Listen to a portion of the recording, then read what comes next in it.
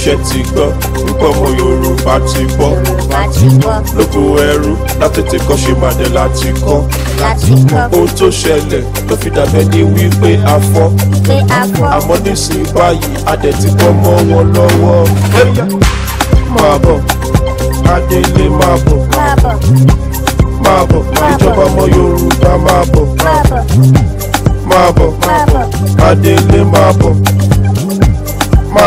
ìjọba orílẹ̀-èdè Yorùbá máa bọ̀.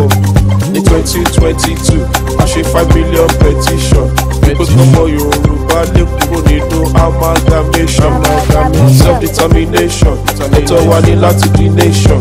Ní November 2022 la ṣe ìfilọ́lẹ̀ ìyẹn gangan la mọ̀ sí declaration. Aku adùn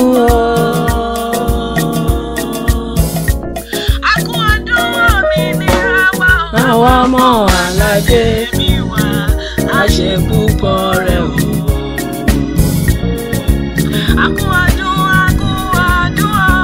Aku adùn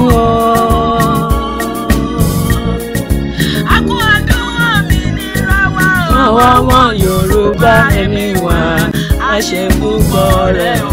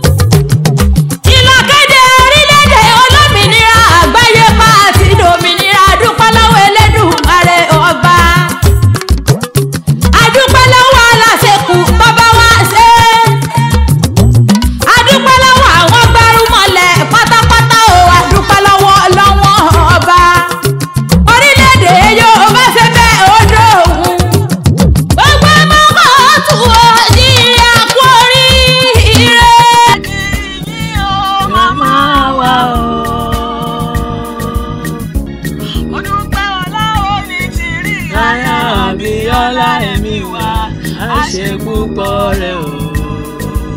A ṣe ìṣàmọ̀dún. A ṣe ìṣàmọ̀dún. A ṣe ìṣàmọ̀dún o. A ṣe ìṣàmọ̀dún ara mi. A ṣe ìṣàmọ̀dún. A ṣe ìṣàmọ̀dún. Kígbà ilé wa kó máa lé sí i. A ṣe ìṣàmọ̀dún. Káwọn ilé wa kó máa pèlè. A ṣe ìṣàmọ̀dún. Ire gbogbo nílẹ̀ Yorùbá. A ṣe ìṣàmọ̀dún.